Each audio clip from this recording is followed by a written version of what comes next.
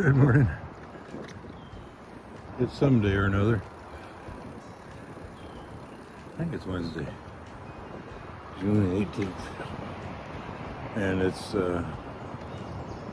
morning time. We got up early. We got on the road decent. We stopped for breakfast at the Fives. The Fives stood for the road name. It was like 5 South. Can you tell one of us likes pancakes and one of us likes potatoes?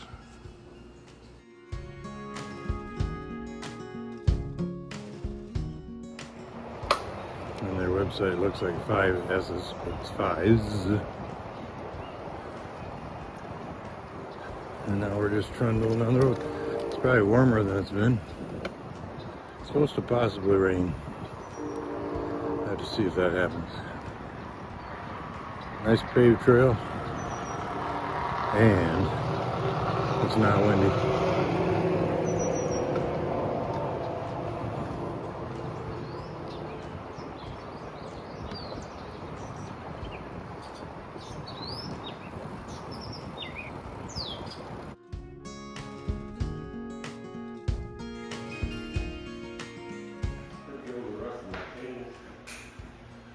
I could give them loonies.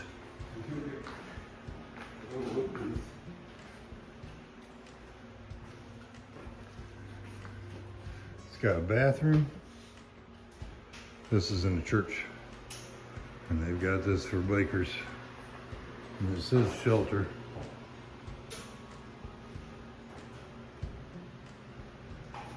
Pretty nice. They got snacks. They got cold water. They've got, oh man, got an old hand pump, or maybe it's not even old. Refrigerator full of cold water. I think you can make coffee in a microwave. Pretty cool. This was one of the nicest things that we saw on the trail. It was right off the trail. The trail went right by this little church. There were signs saying, come on in. We did, and it was really nice what they did for people. It was really cool. What the trail looked like today. It's paved. It's really nice. Really well maintained. Highway's off to our left, which makes it kind of noisy. And then the Mohawk River is down below that. So we're following the Mohawk River. We're kind of in the Mohawk River Valley. Sometimes it's really steep on both sides. So it's nice just to stay down here at the bottom and be level. I think it's an old railroad grade.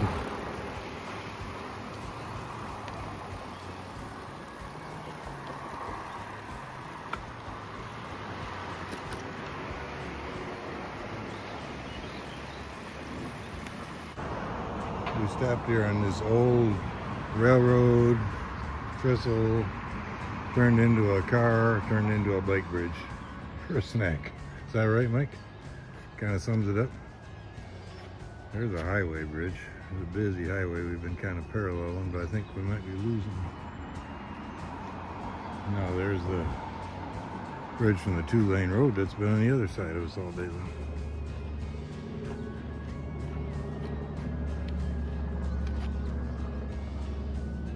And I don't know what river this is, if it's the Mohawk or it's something else.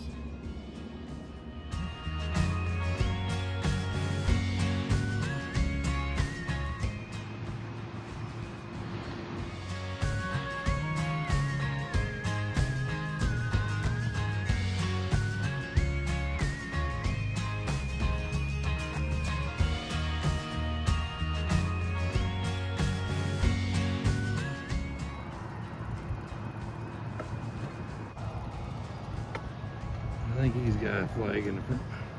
That's kind of hard to tell from here. Something yellow.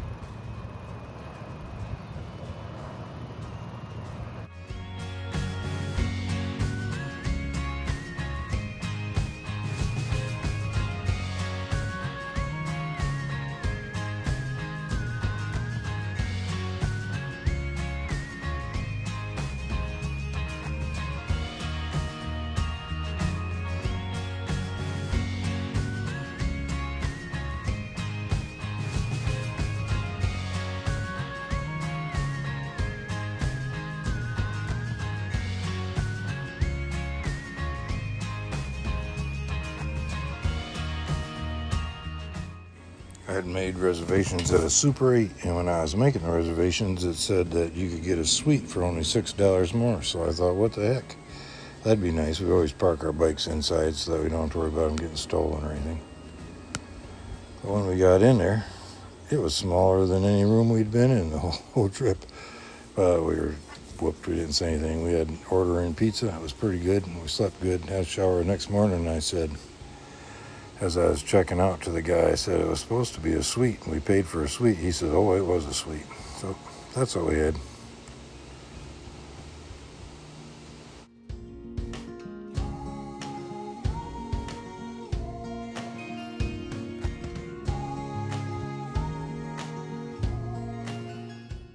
We packed up and left the campground kind of early this morning. Early for us anyway.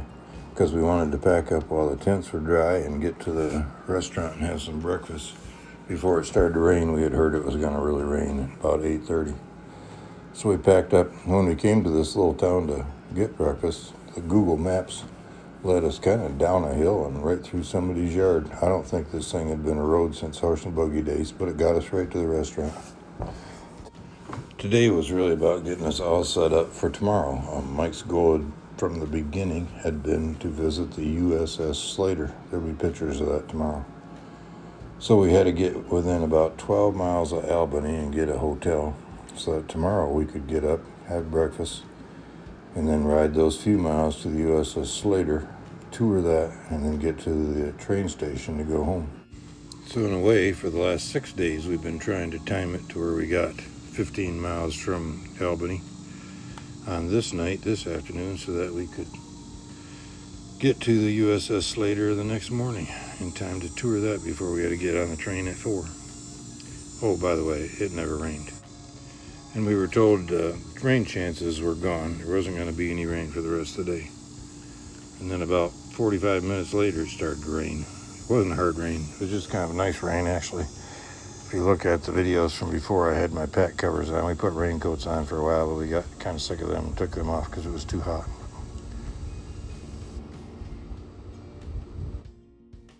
Once again, just as a reminder, all these squiggly things where the trail goes back and forth across the canal or back and forth across the road, that didn't happen.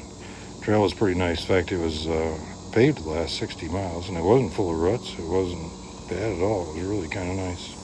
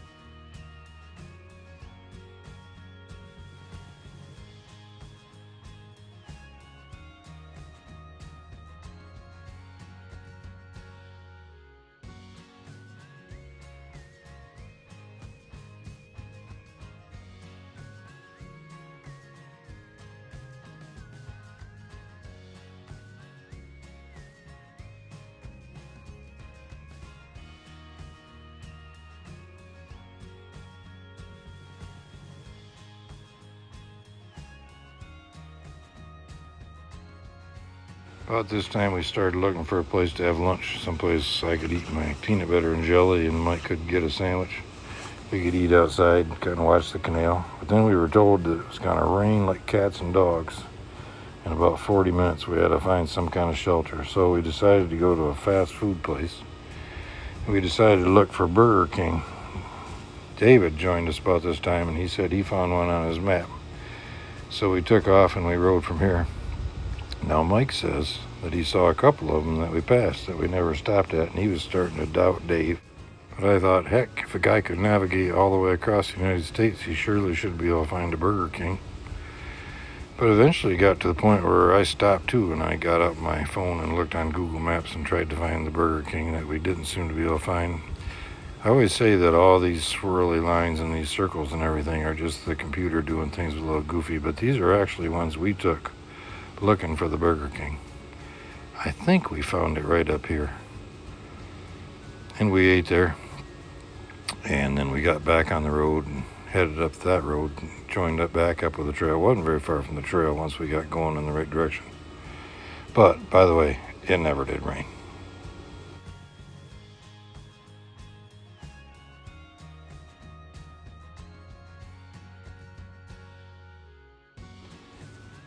About this time this afternoon, we separated from Dave for the last time.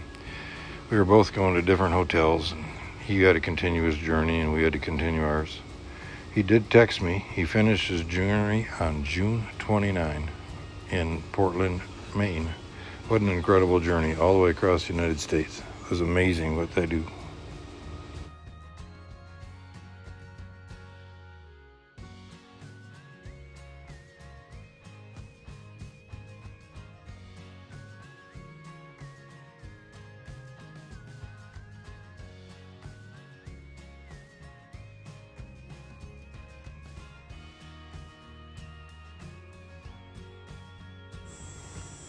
We ended the day in Latham, New York, which was a suburb of Albany, New York, which was our goal for tomorrow.